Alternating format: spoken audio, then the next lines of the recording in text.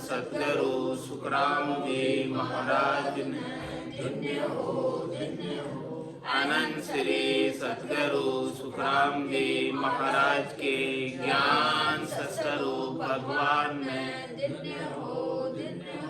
केवली भगवंता ने धन्य हो। जीवा धारण जहाज ने धन्य हो। मोक्ष के मालिका ने धन्य हो। अनंत कोटि संताने धन्य हो। राम सभा में राम राम हर शरणु सतगुरु दयाल को मुख हृदय हरि नाम नित्य पद संगत साधु की आजीवन मुक्त सुख राम अणभे पद पर काश के दायक सतगुरु राम अनंत कोटि जन सहाय की ताय करूं प्रणाम सतगुरु को एको सब मन कोई लेवे मान तो सहज होते है संत दास मुश्किल आसान भक्ति भक्त भगवंत गुरु चतुर नाम बपुरे जिनके पद रज परसता नासत विघ्न अनेक सब धरती कागज सब वन कलम कटाई सात समुद्र शाही करम सतगुरु गुण लिख्या न जा राम राम राम राम राम राम राम। आप सभी के अंदर विराजमान परमात्मा के पावन चरणों में प्रणाम। राम राम।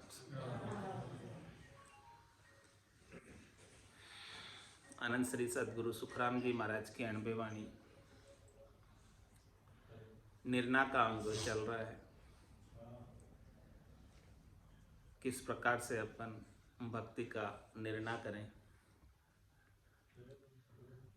कि इसी जीवन में परम पद प्राप्त हो जाए, फिर से और कोई जीवन धरकर शरीर धरकर नहीं आना पड़े। वो निर्णय आज ले लेना है। जब निर्णय नहीं लेंगे तो काम नहीं होगा। हाँ, निर्णय ले लेते तो फिर काम हो जाता। जैसे निर्णय करोगे कि ये काम करना है, धार लोगे करना है तो हो जाता है। जब तक धारते नहीं हो तब तक नहीं होता। ऐसा ही है ना, लक्ष्य होना चाहिए। लक्ष्य होना चाहिए। तो लक्ष्य बना लिया, धार लिया कि अब हमें इसी जीवन के अंदर परम पद प्राप्त करना है और फिर से वापस जन्म मरण में नहीं आना, फिर से वापस 84 लाख जीवा जोन में नहीं आना, 3 लोक और 14 भवनों में नहीं आना है, चौथे लोक में चले जाना। तो इसके लिए महाराज फरमा रहे हैं कि देखो मेरे धंधा है, काम है, लेकिन किसका काम है, धंधा किसका है? मैं व्यापारी ज्ञान का, और बिनज नहीं कोई। जे तुम चाहो मोक्ष तो ज्ञान बिनज लो जोई, ज्ञान बिनज लो जोई कसर राखो मत काई। जो चाहो सो ज्ञान आन बूझो मुझ भाई। सुखराम ईशा देवाल है कोई लेवनहार। अमर लोक ले जामशु जामे फेर नसा। क्या कह रहे महाराज कि मैं व्यापारी ज्ञान का, मैं व्यापारी हूँ, बिजनेसमैन हूँ, लेकिन मेरे बिजनेस किसका है? ज्ञान का बिजनेस, ज्ञान का व्यापार है। तो यहाँ आकर यदि आपको मोक्ष प्राप्त की इच्छा है, जन्म मरण से रहित होना चाहते हो, तो इस ज्ञान का व्यापार कर लो, इस ज्ञान का विनिमय कर लो। व्यापार में एक वस्तु दी जाती है, दूसरी वस्तु ली जाती है, ऐसा ही होता है। लेकिन उसके लिए चाहना होनी चाहिए। जे तुम चाहो मोक्ष तो ज्ञान बिनज लो जो। अब बिनजने में महाराज को क्या चाहिए आपसे?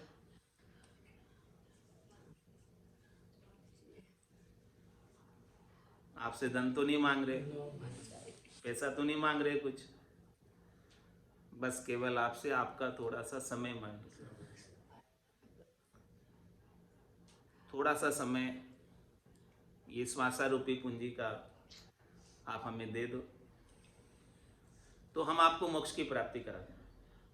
जो तुम चाहो मोक्ष तो ज्ञान बिनज लो जोई, और ज्ञान बिनज लो जोई कसर राखो मत काई। महाराज कह रहे कि अभी जो है ऐसे समर्थ सद्गुरु मिले तो इस ज्ञान को खरीदने में कसर मत रखना।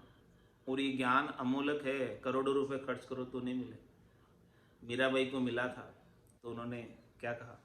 पायो जी में तो राम रतन धन पायो, वस्तु अमोलक दी मेरे सतगुरु कर कृपा अपनाए। उनकी कृपा से मिला है, सदगुरु की कृपा से मिला है। और कौन सी वस्तु दी है?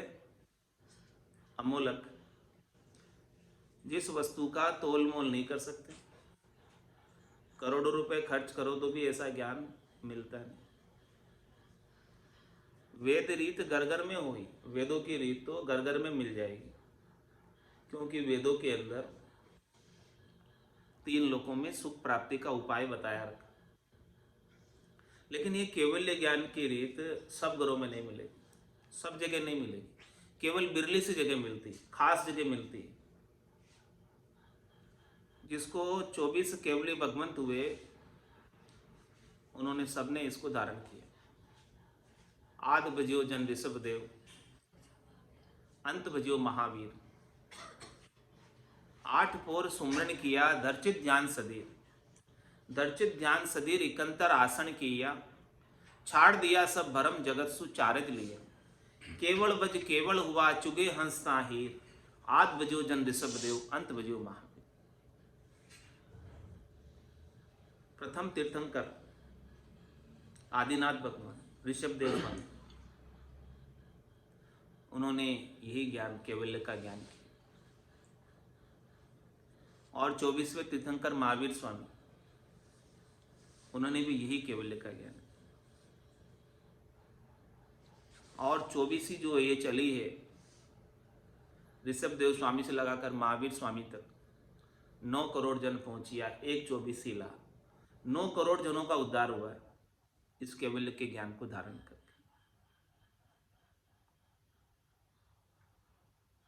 तो ऐसा केवल्य का ज्ञान आज भी मिल रहा है, लेकिन लोगों को पता ही नहीं, जानते ही नहीं। बाहर के ऊपर के व्यवहारों में लगकर मान लेते कि हम तो धर्म कर रहे हैं, लेकिन ऊपर के व्यवहारों में धर्म नहीं हो रहा। धर्म तो तब होगा जब आत्म कल्याण का कार्य ये निजनाम सतनाम कुदरत कला नेचर सदगुरु की मेहर से कृपा से जागृत हो जाए। हे भूप निजनाम मुखमाय नहीं आवे, ज्ञान गम सोजा गतनाय पावे। तत्व रूपी गुरु की दिल मेर भाई, निजनाम जागे सिस्तन माई। ये जो निजनाम है मुख पर नहीं आता, राम कागदा ऊपर मंडे नहीं, मुख और जिब्या पे आवे नहीं। रूप देख देखण के माई, दिष्ट मुष्ट में आवे नहीं। ये रूप देखने में नहीं है, चरम चक्षुओं से दिखता नहीं। तो इसको देखने के लिए क्या चाहिए? भीतर के चक्षु चाहिए। 2 चक्षु तो चरम पे है अपने ये, लेकिन भीतर में भी 2 और चक्षु है। वो चक्षु जब तक खुले नहीं, भीतर के चक्षु, तब तक ऐसा ज्ञान का आनंद गट के भीतर नहीं आता। भीतर के चक्षु कौन से हैं? ज्ञान चक्षु, सूरज चक्षु, ब्रह्म चक्षु, दिव्य चक्षु, ये भीतर के चक्षु हैं। और भीतर के चक्षु सदगुरु की मेहर कृपा से खुलते। दिव्य नयन माया का खुलिया, ब्रह्म अखंडित सूझे, कै सुखराम ब्रह्म का खुलिया, परम धाम जब सूझे। परम धाम को का आनंद प्राप्त करना है घट के भीतर ही, तो ऐसे दिव्य नयनों को घट के भीतर से खोल लो। जब वो दिव्य नयन घट के भीतर से खुल जाएंगे तो सब कुछ आनंद की अनुभूति होने लगे, स्वतः ही होने लगे। और इसका उपाय बिल्कुल सरल सा है, कुछ चाहिए नहीं। पूरा गुरु मिलिया, सांची सूझ पाई, रटो राम नामा अच्छी भी। इसके मुकाबले में और कोई समय नहीं है। मोक्ष प्राप्ति के लिए क्या क्या रिक्वायरमेंट है, क्या क्या चीज़ें होना जरूरी है। सबसे पहली रिक्वायरमेंट तो मनुष्य होना जरूरी है। दूसरी रिक्वायरमेंट कलयुग में होना जरूरी है। और तीसरी रिक्वायरमेंट भरतखंड में होना जरूरी है। तो सारी रिक्वायरमेंट अपन पूरी कर रहे हैं। जो मोक्ष में जाने के लिए चाहिए उस पैमाने पर अपन सब लोग खरे उतरे।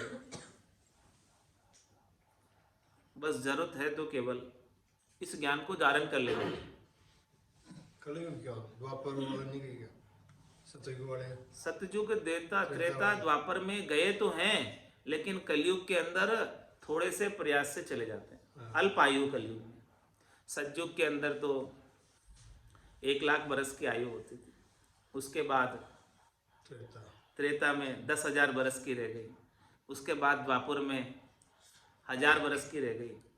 और अब कलयुग में तो 100 बरस की रह। अल्पायु, बहुत कम आयु। और 100 बरस भी कभी किसके पूरे हो जाए पता नहीं। किसो भरोसो श्वास को, ग्रास रहे मुख माय, होठ सु होठ समेट सके नहीं, जीव पूछ कर जाए। तो ये जीव पूछ कर जाए, चला जाए, इससे पहले अपने को अपना काम करना है।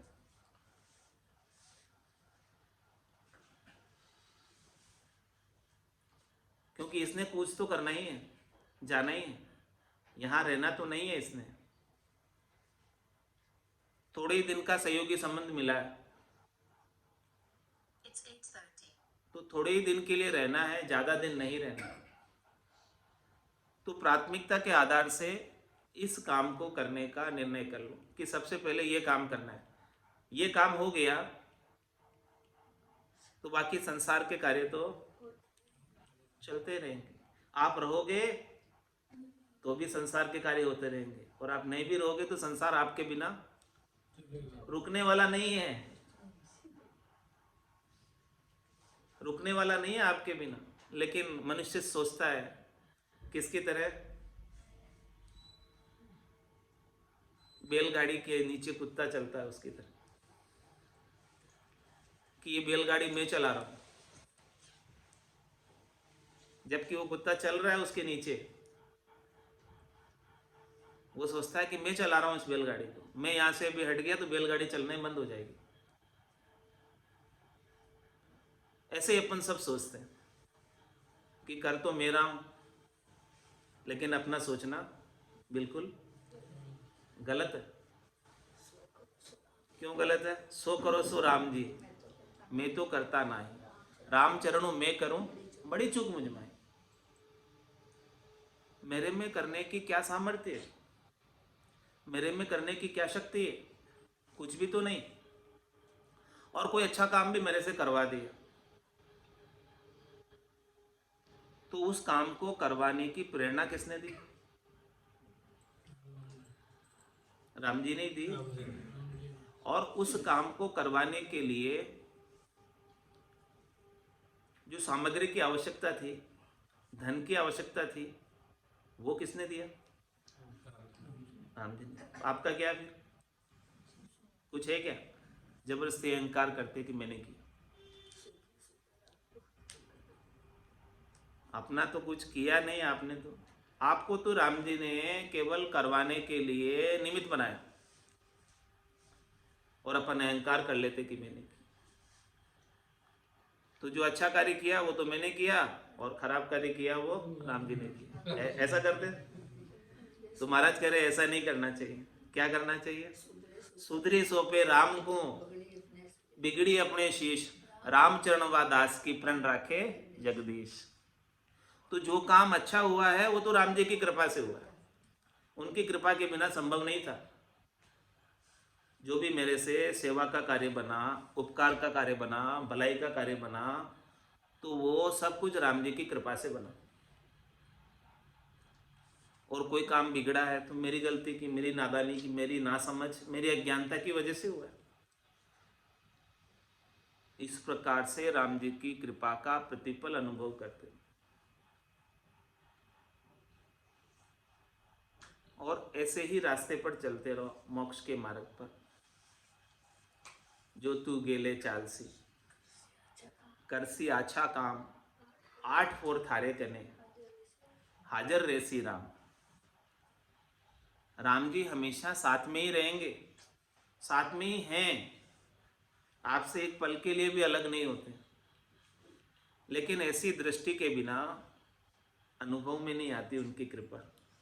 ऐसी दृष्टि आ जाए तो उनकी कृपा का प्रतिफल अनुभव करते रहेंगे और उनको धन्यवाद ज्ञापित करते रहेंगे प्रतिफल कि आपकी बहुत भारी कृपा है।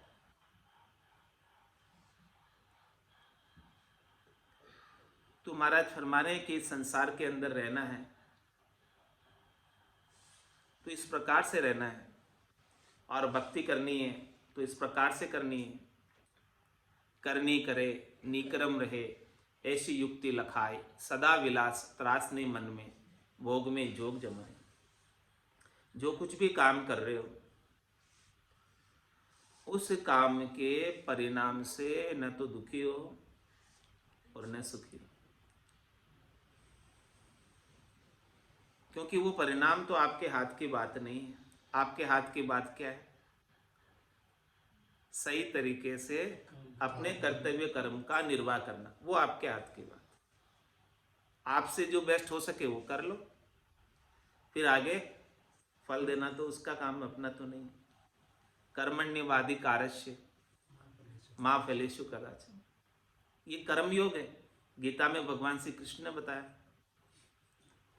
तो इस कर्म योग का कोई पालन करने लग जाए तो दुख का उसके लिए लेश मात्र भी कारण नहीं। और धीरे धीरे सबसे उपराम हो जाए। गीता में ही भगवान श्री कृष्ण 6 अध्याय के 18वें श्लोक में बता रहे हैं, शने शने उपरामित बुद्धि बुद्धि धृत्या ग्रहीताम आत्मसंसिता मनोकृत्वाम न किंचित अपि चिंतित। शने शने इस प्रकार से भजन करते करते, राम जी के नाम का सुमरन करते करते, राम जी को धन्यवाद ज्ञापित करते करते सबसे उपराम हो जाओ। सबसे राग द्वेष छोड़, राग से भी ऊपर उठना है और द्वेष से भी ऊपर उठना है। न तो इस संसार में कोई बुरा है और न इस संसार में कोई भला है। जब लग भली बुरी सब भ्यासे, काम क्रोध अहंकारा, तब लग भय है त्रिकुटी तत्व विचार। अभी तक कोई अपने को बुरा लग रहा है और अभी तक कोई अपने को अच्छा लग रहा है, तो जो बुरा लग रहा है उसके प्रति अपना द्वेष हो जाएगा, उसके प्रति क्रोध आएगा, और जो अच्छा लग रहा है उसके प्रति राग हो जाएगा, हेत हो जाएगा। तो महाराज फरमाने जब तक कोई बुरा लगता है, जब तक कोई अच्छा लगता है, तब तक तो अपन नीचे ही, ऊपर नहीं पहुंचे, उपराम नहीं हुए, अभी उठे नहीं ऊपर बुरे और भले से। लेकिन कबीर साहब ऊपर उठ गए थे। कबीरा खड़ा बाजार में, मांगे सबकी खेर, ना काहू से दोस्ती ना काहू से बेर। ऐसी दृष्टि आ जाए, समदृष्टि आ जाए।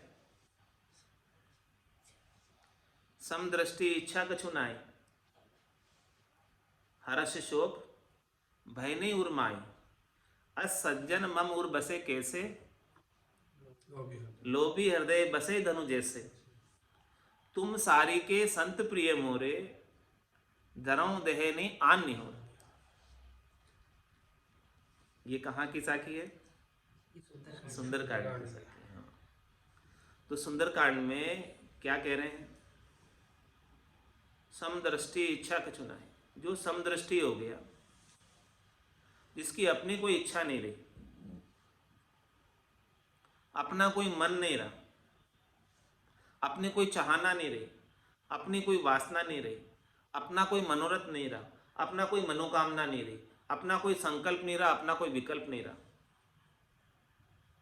क्योंकि जब तक ये मन जिंदा रहता है तब तक ये आत्मा को बार बार जन्म मरण में ले आता, मन ही लाता है। अंत काल में होती वासना, जहां में बासा पाया, कै सुखराम वासना ऊपर कर सवारी आए। अंत मति सुगति, अंत समय में जैसी मति रह जाती है, मन की जैसी भावट रह जाती, जैसी इच्छा रह जाती है, वैसा ही ये वापस अगली योनि धर कर आ जाता है। और अंत समय में परमात्मा में ध्यान रह गया तो परमात्मा के देश में चला जाए, और अन्य किसी चीज में ध्यान रह गया, अन्य बन जाए। जैसी अंत में मति रह गई वैसे। तो अंत समय तक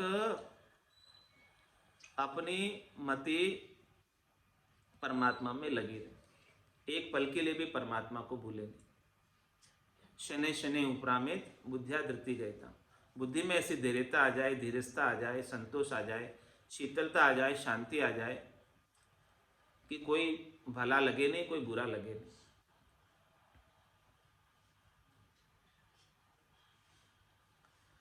तो फिर क्या करना? आत्मसंस्था मनोकृत्वा, इस मन को आत्मा में संस्थित कर दो।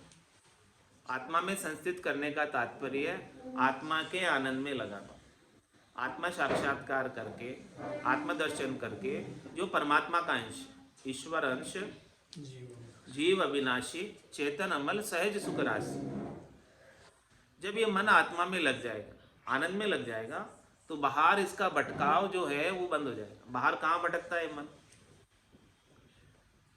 शब्द में, रूप में, रस में, गंध में, स्पर्श में, पांचों विषयों के सुख में ये मन भटकता रहता है और कहीं ठहरता भी नहीं, ठहरता नहीं है मन। इसको हमेशा कुछ न कुछ नया नया चाहिए।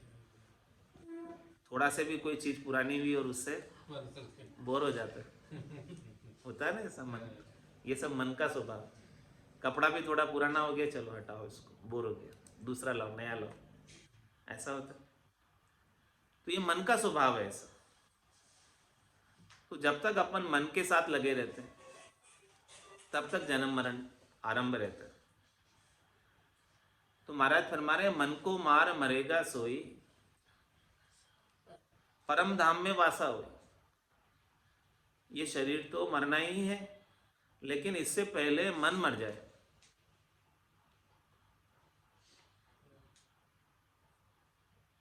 अपनी चाहना मर जाए, अपनी इच्छा मर जाए, कुछ रहे ही नहीं। ये आदमी दुखी क्यों होता है, सुखी क्यों होता है? चाहना की वजह से। चाहना की पूर्ति हो गई तो खुश हो जाएगा, और चाहना की पूर्ति नहीं हुई तो दुखी हो जाएगा। और चाहना ही नहीं हो तो न दुखी होने का काम, न सुखी होने का काम। तो दुख का मूल क्या है? चाहना। चाहा चुहूड़ी रामदास, नीचा सुही नीच, तू तो केवल ब्रह्म, तो जो चाहना होती बीच। ये चाहना यदि बीच में नहीं हो तो ये केवल ब्रह्म ही है, आत्म चेतन ही है। तो इसको चाहना से रहित करना है। चाहना से रहित करने का क्या उपाय? ये बार बार भवता क्यों फिर रहा है? पांचों बात सदा उरिया के यूं भवता जुग जावे। ये संसार के अंदर, त्रिलोकी के अंदर भवता क्यों फिर रहा है? जाता इधर जाता, कभी इधर जाता, क्यों जा रहा है? क्योंकि इसके 5 प्रकार की वासनाएं लग रही है, शब्द की, रूप की, रस की, गंध की, स्पर्श की। तो उन सुखों के उपाय के लिए भटकता है। तो ये 5 प्रकार की वासना किससे समाप्त होगी? एक ही उपाय है, दूसरा और कोई उपाय है ही नहीं। भजन सु वासना जल जाए, दूजो और कोई नहीं उपाय।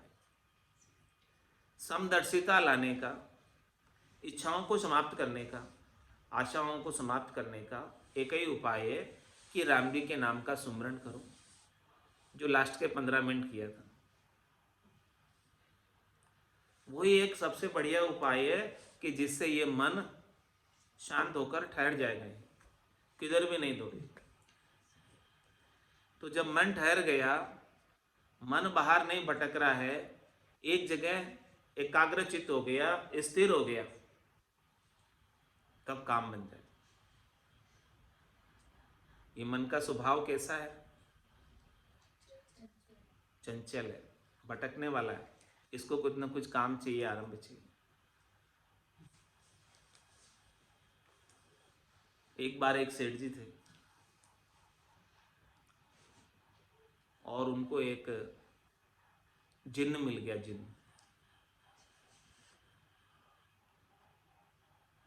तो उस जिन्न ने कहा,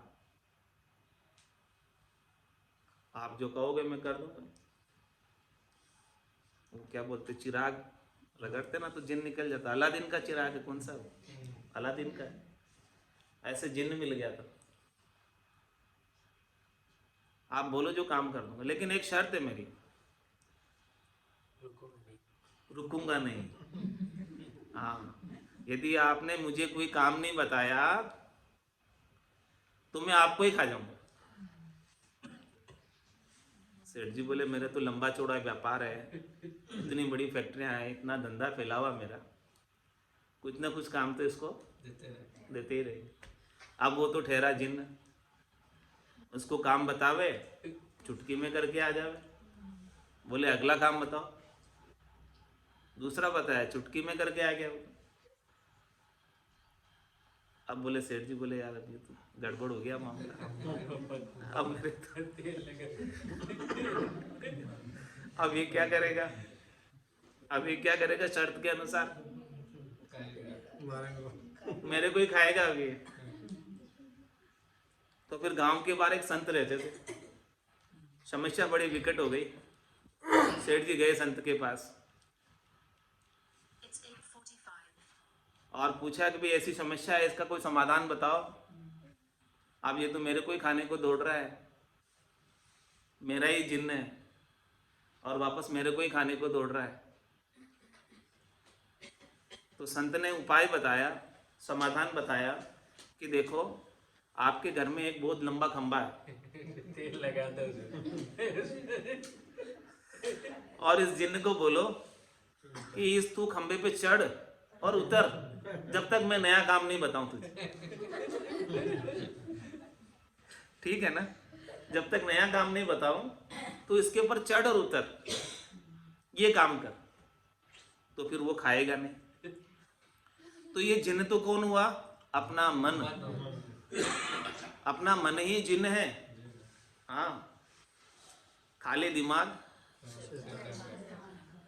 वही है, ये खाली नहीं बैठ सकता, इसको कुछ न कुछ आरंभ चाहिए, कुछ न कुछ काम चाहिए, और काम नहीं बताओ तो अपने कोई खा जाएगा, खाना चालू कर दे। तो काम क्या बताना है इसको? राम राम का। हाँ, श्वास और उश्वास का खंबा है, आती हुई श्वास और जाती हुई श्वास, इस खंबे पे इसको चढ़ाना है, उतारना है, जब तक कोई अन्य कार्य नहीं कर रहे हो। हाँ, अन्य कार्य भी कर रहे हो तो महाराज कह रहे हैं, हाथ काम मुख राम, हृदय साची प्रीत, दरिया ग्रस्ती साध की आही उत्तम रीत। ग्रस्त में रहकर साधना करना चाहते हो, परम पद प्राप्त करना चाहते हो, तो इससे बढ़िया और कोई उपाय ही नहीं, और ग्रस्त धर्म के समान और कोई धर्म नहीं, क्योंकि ग्रस्त धर्म में ही अपन अपने कर्तव्य कर्मों का पालन कर सकते। ग्रस्त को छोड़कर चले जाते हैं वन में, जंगल में कहीं, तो अपने कर्तव्य कर्म तो बाकी रह गए। वो रण बदले जो यहाँ चुकने थे, प्रारब्ध कर्म, वो तो चुके ही नहीं, तो क्या होगा फिर? वापस जन्म लेना पड़ेगा, क्योंकि प्रारब्ध कर्म बाकी रह गए। त्यागन किया रहे शिर बदलो, और जन्म दूसरों लूटे। त्याग करके चले जाएंगे तो अपने सिर के ऊपर बदला बाकी रह जाएगा। जो संयोगी संबंध मिला था उसको अपन अपनी मर्जी से छोड़कर चले गए। परमात्मा ने तो वहाँ नहीं पैदा किया जहाँ छोड़ के चले जाना था आपको। परमात्मा ने तो आपको ग्रस्त में पैदा किया, तो यहीं रहो। महाराज कह रहे यही रहो, ग्रस्त में रहो, और ग्रस्त में रहते हुए भजन करो। यहाँ की माया को नहीं छोड़ना है, ये घर को नहीं छोड़ना है, दुकान को नहीं छोड़ना है, ऑफिस को नहीं छोड़ना है, घर का काम करना भी नहीं छोड़ना है।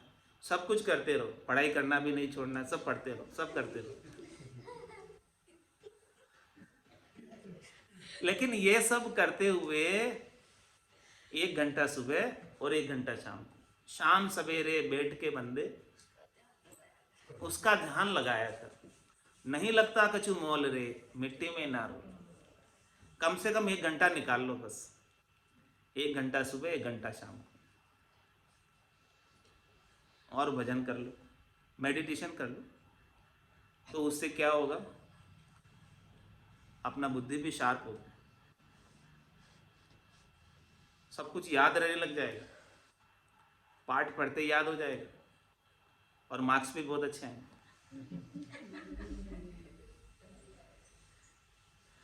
जिसकी रैंक नहीं बन रही उसकी रैंक बन जाएगी। सही कह रहा हूँ, मेरी भी बनी है। मेरी भी इंडिया में 5वीं पोजीशन थी, और अभी बेटे की 9th पोजीशन आई है। तो सब कुछ ज्ञान का प्रभाव, राम जी के नाम का प्रभाव है, भक्ति का प्रभाव। तो सबको 1 घंटे सुबह और शाम रोज भजन करना है। जैसे बताया, जैसे सिखाया वैसे ही करना है। तो ऐसा निर्णय आज कर लो, ऐसा निश्चय आज कर लो, और बाकी ये अभ्यास हो जाएगा तो फिर चलता रहेगा, छूटेगा नहीं। देखो चांडक साहब को अभी भी चल रही है रचना, इनकी नाम चल रहा है और आनंद ले रहे हैं बहुत। तो इस प्रकार से महाराज फरमाने, सर्वलोक की रीत सुन निजमन निसर जाए, जो उल्टी को पर हरे यूं त्यागे मन माय। यूं त्यागे मन माय मोक प्यारी जब लागे, जो बालक माँ हेत काम कामी सिर जागे। सुखराम ज्ञान प्रकाशिया केवल उपजे आय, सर्वलोक की रीत सुन निजमन निसर जाए। इस प्रकार से महाराज कह रहे सब रीतें आप सुन लो पहले, कि किसका क्या पराक्रम है, किसकी क्या पहुँच है, तो आपका अंदर से आत्मा गवाह दे देगी कि मुझे क्या करना है, मेरे लिए श्रेष्ठ क्या है, मेरे लिए उत्तम क्या है, मेरे लिए सबसे अच्छा क्या है, मेरे लिए कल्याण की चीज क्या है। वो आपका भीतर से आवाज आएगी कि मुझे ये करना चाहिए, और उस आत्मा की आवाज को सुनो। और ऐसा हेत हो जाएगा, नाम इतना मीठा लगने लगेगा कि आप छोड़ना चाहो तो छूटेगा नहीं।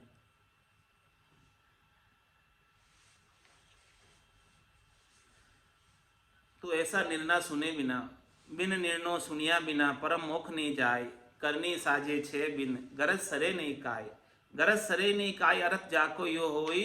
बिन सुनिया किणी गाँव कौन विद पहुँते कोई।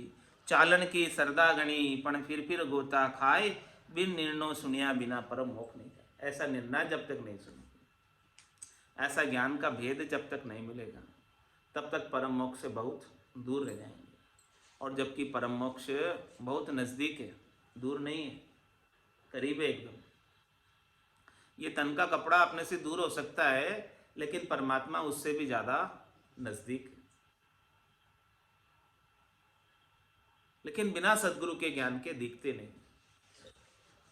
नजर नहीं आते। लेकिन जैसे ही सदगुरु का ज्ञान मिल जाएगा तो सबके अंदर दिखने लगेंगे। सिया राम में सब जग जानी, करऊं प्रणाम जोरी जुग पानी। मनवो चवर करे मन माही, जहां देखूं तहां सतगुरु साईं। उन परमात्मा के बिना एक सुई की नोक की बराबर जगह भी खाली नहीं है।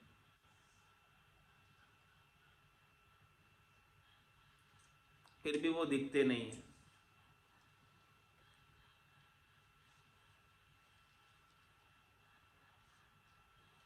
बिन निर्णय भक्ति करे सो नर नारी बेकाम, बड़ बेटा खाता फिरे किने न पहुँचे धाम। किने न पहुँचे धाम पंथ पकड़िया बिन कोई, आ करता के रीत मत जैसा हरि होई। सुखराम नाम कारण नहीं जे सुध हुए आत्म राम, बिन निर्णय भक्ति करे सो नर नारी बेकाम। महाराज में नर नारी का जो शरीर मिला है, कल मिनखा देवी का गुण बताया था, ये बड़ा मुश्किल से मिलता है। बटकत बटकत नीठ मिलियो है, मानव तन अवतारा, सुरपत देव देव सकल सो बंचे, मिले न दूजी बारा। बहुत कष्ट कर पाइयो मिनक जन्म अवतार, इसको सुफल कर लीजिए भज के सृजनहार। लख 84 भुगतर आयो, पायो मिनक जमारो, करुणा सुनकर कारज कीजो, मैं प्रभु दास तुम्हारो। ऐसे आसानी से नहीं मिल जाता। बड़े बड़े देवता इच्छा करते हैं इसकी। इंद्र आदि ब्रह्मादिक वंशे, यो नर्तन है भाई, राम भगत और साध समागम ईशो लाभ इनवाई। देवताओं के राजा इंद्र, ब्रह्मा जी जैसे बड़े देवता, वो भी मिनखा दे की इच्छा करते हैं। ब्रह्मा जी तो विधाता हैं, वही रचना करते हैं। ब्रह्मा विधाता, रचे तन्न सोई, अंछे मिनका दे कहो कारण न मोई। वो भी मिनका दे की इच्छा कर, क्या कारण? देवता स्वर्ग में बैठे हुए कह रहे हैं, हो प्रभु मानव तन दीजिए भरतखंड के माई, केवल भक्ति करा संत सेवा और करा कछु नहीं। क्यों कह रहे हो? क्योंकि वहां पर उनके पास जो देह प्राप्त हुई है वो कार्णिक देह है, और जो मनुष्य की देह है वो कार्जिक देह है, कार्य करने के लिए स्वतंत्र है। लेकिन बस निर्णय चाहिए, क्या करना है उसका। लक्ष्य होना चाहिए, टारगेट होना चाहिए। बिना लक्ष्य के, बिना टारगेट के महाराज हमारे कहाँ जाओगे? बड़ बेटा खाता फिरे किन्हीं न पहुंचते रहो, इधर उधर घूमते रहो।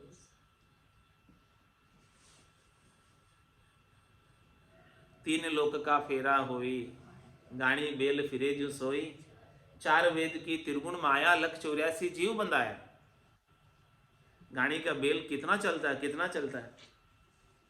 गाड़ी चलती हुई देखी किसी ने? बेल वाली गोल गोल घूमता है बेल, उसमें कितने किलोमीटर की यात्रा कर लेता हो ये सुबह से शाम तक। लेकिन सुबह उसके आंखों पे पट्टी बांध दी जाती है और शाम को पट्टी खोली जाती है।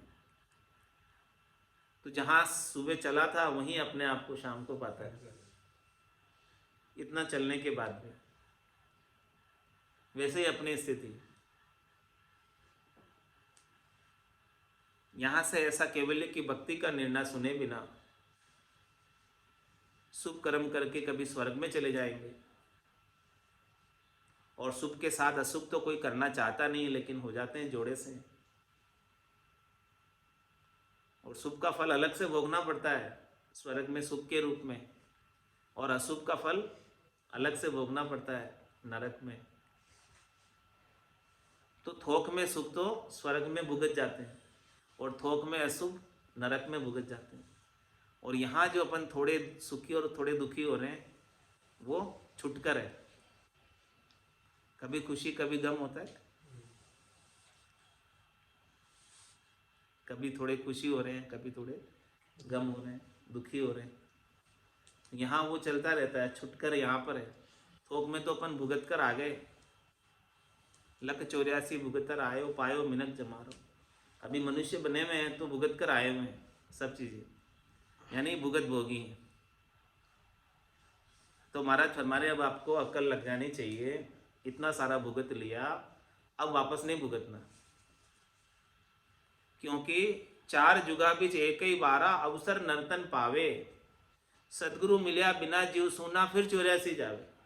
ये अवसर जो अभी ओसरा आया है मनुष्य शरीर का, पानी का टर्न आता है ना, ओसरा कितने दिन में आता है,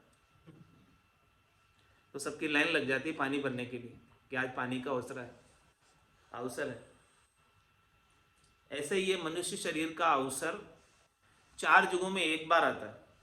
सतयुग, त्रेता, द्वापर और कलयुग, ये 4 युग है। इन 4 युगों के कितने बरस होते हैं? चार जुगा का बरस बदीता, लाख 340, एति मार सहे सिर ऊपर और सहे सर 20, 43,20,000 वर्ष। इन चार जुगों के वर्षों की जोड़ 43,20,000 वर्ष के बाद फिर अपना टर्न आएगा मनुष्य बनने का। इतनी देर पड़ेगी, अभी है, और फिर वापस टर्न आने में इतना समय लगेगा। और इसके बीच में क्या है, ये 84 लाख जीवाणु, उन सबको भोगना पड़ता है। तो महाराज फरमा रहे, चार जुगा का बरस बदीता, लाख 340, एति मार सहे सिर ऊपर। और ये अनेक प्रकार की योनियों के अंदर कितना दुख सहन करना पड़ेगा। मनुष्य तो फिर भी अपना इलाज करवा लेता है डॉक्टर के पास जाकर, उसको कोई दर्द हो रहा है तो, उसके कोई लग गई है तो, या उसको कुछ भी प्रॉब्लम है तो। लेकिन पक्षी क्या करेगा, पशु क्या करेगा, उसको तो सहन करने के सिवाय कोई उसके हाथ में। कुत्ता क्या करेगा, बिल्ली क्या करेगी, वो भी अपन बन के आए। अब वो वापस नहीं बनना है तो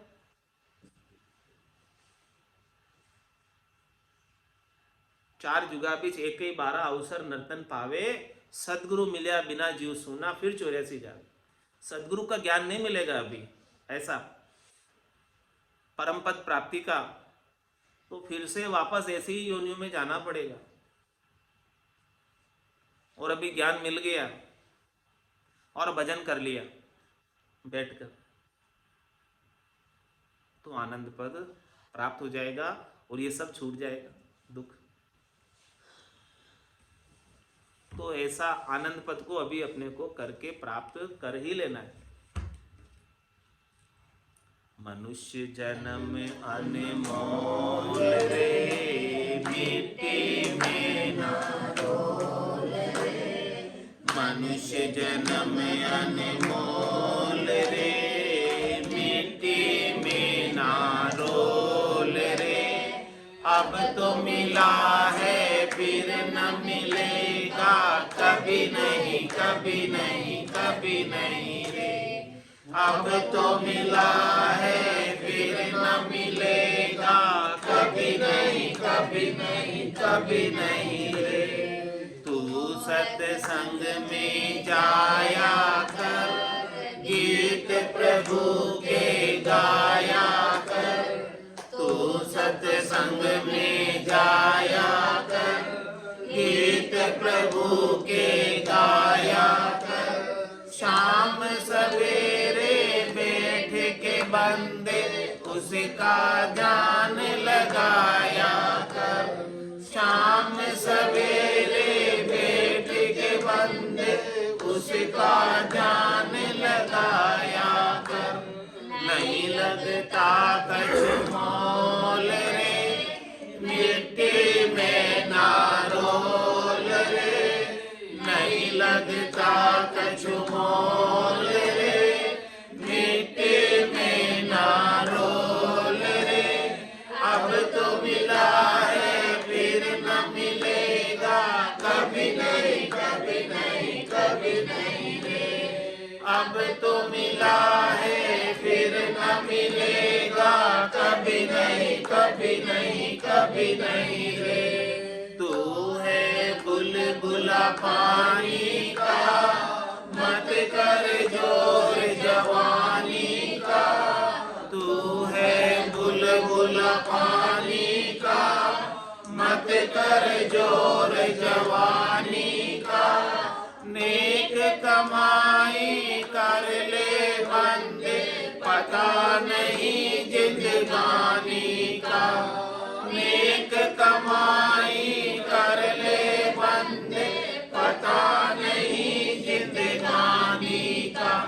सबसे मीठा बोल रे, मिट्टी में ना रोल रे। सबसे मीठा बोल रे, मिट्टी में ना रोल रे। अब तो मिला है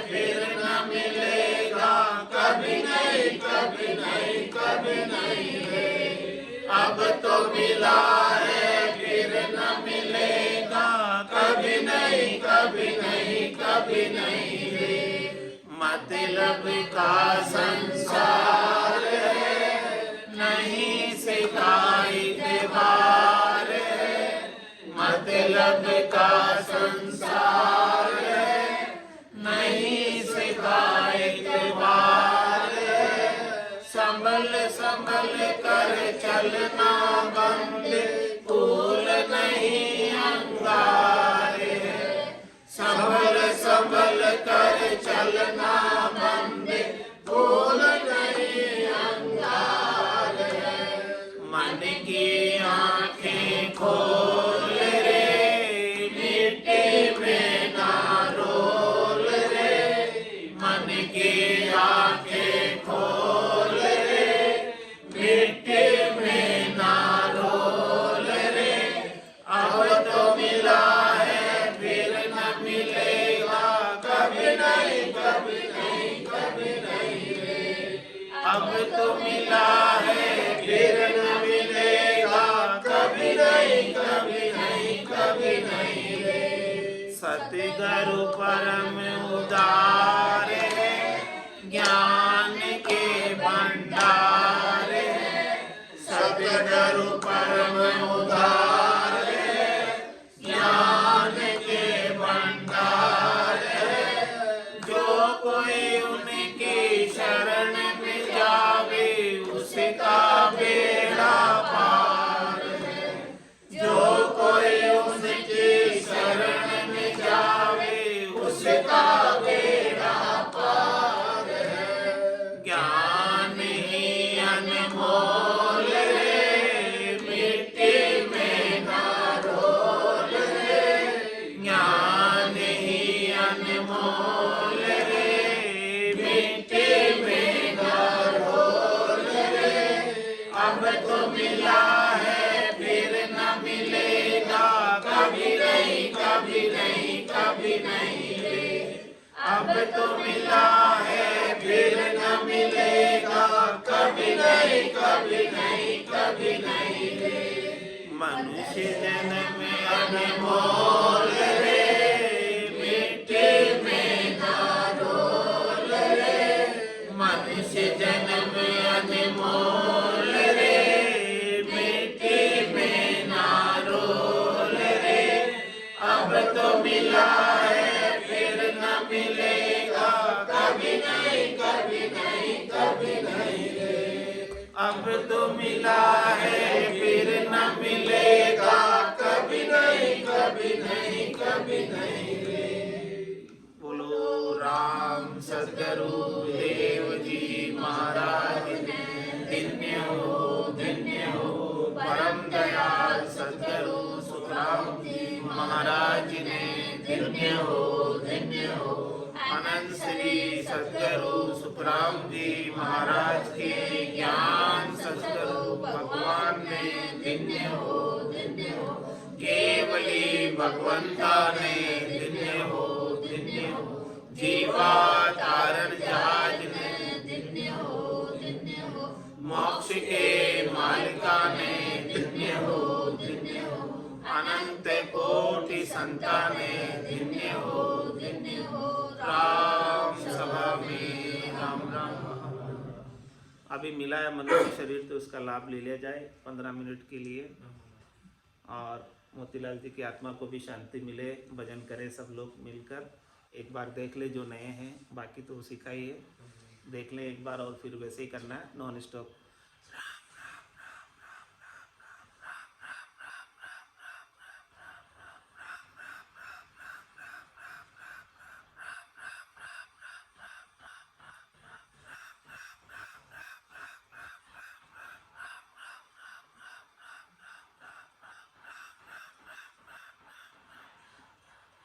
नॉन स्टॉप करते जाना, आती हुई श्वास में और जाती हुई श्वास में बराबर बराबर नाम लेते जाओ और करते जाओ। और ध्यान को अपना इस कंठ स्थान पर केंद्रित करना जहाँ से आवाज़ निकल रही है। आंखें बंद कर ले सब।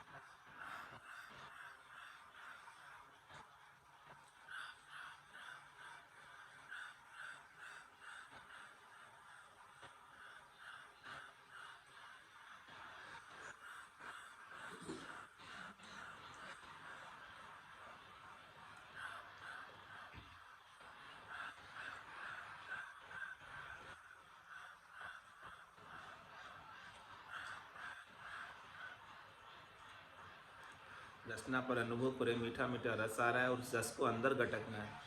जो भी रस आया इसको अंदर गटक जाओ। रसना एकदम ठंडी हो गई है आइस की तरह।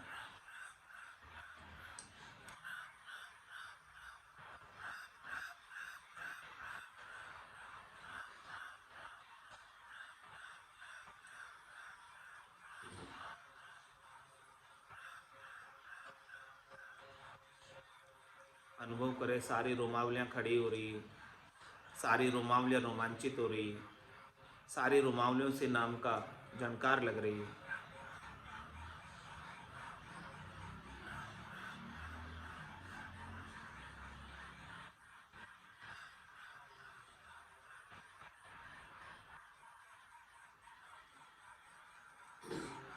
अपने ध्यान को दोनों आंखों के बीच बिंदी वाले स्थान पर केंद्रित करें।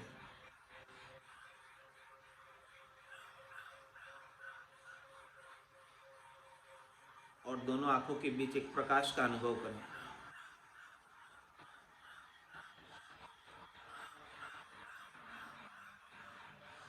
आंखें बंद ही रहेगी।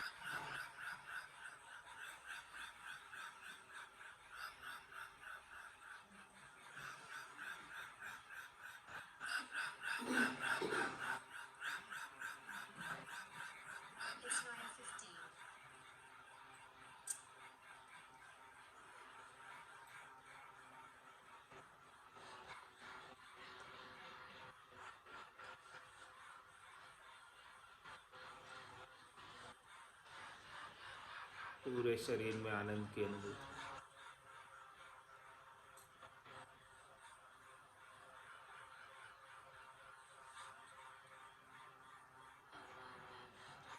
आप धीरे धीरे आंखें खोलेंगे, ध्यान से बाहर आएंगे और अनुभव करें कैसा लग रहा है पहले से। पूरे शरीर में आनंद की अनुभूति।